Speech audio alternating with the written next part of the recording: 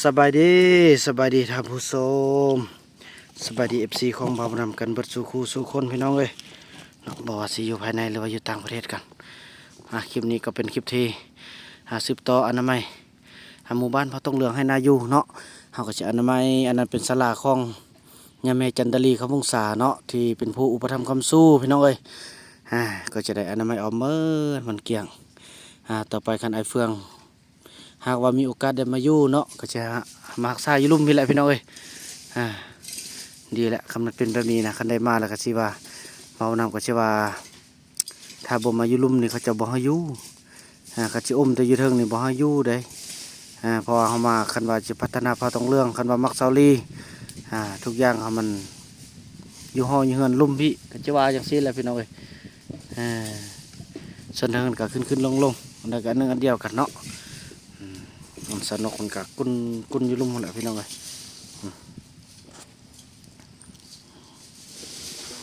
บ่าวน้ำกะชีคนท่อต่อ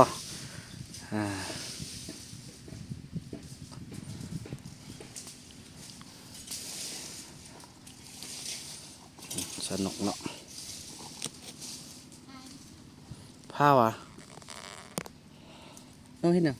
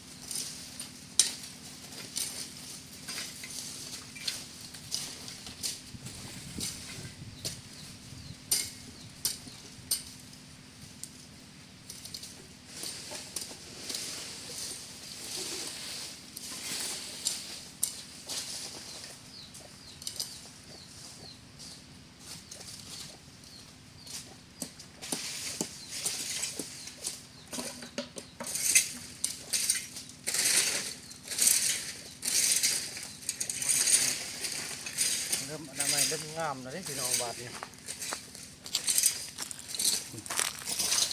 สนุกอ่ะการพิ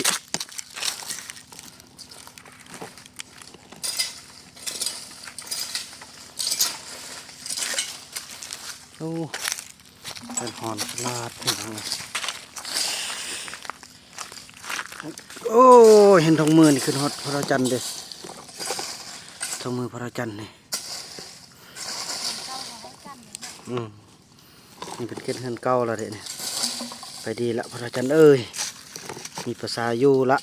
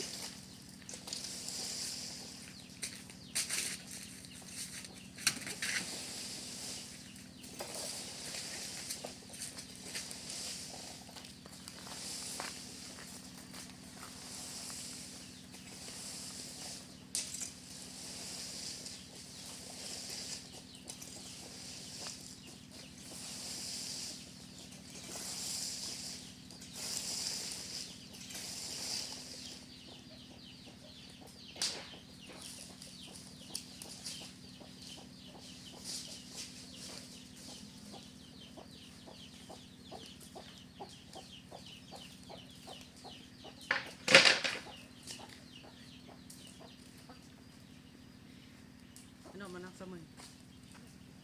น้องสมือแล้วก็ขึ้นเป็น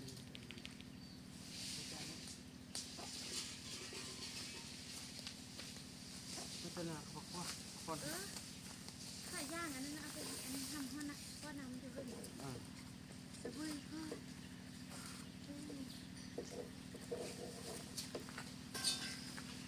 เลี้ยงอีกก็หาอันก็ย่างอีก หมักรูดช่องบอลกันเนาะ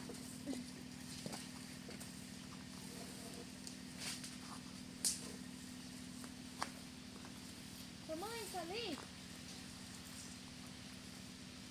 สมัยกันเนาะเฮ้ยมันเล็กมันอะไรอ่ะ บัดเกียงเจอบัดทำงานเลย งามโอ้จะอยู่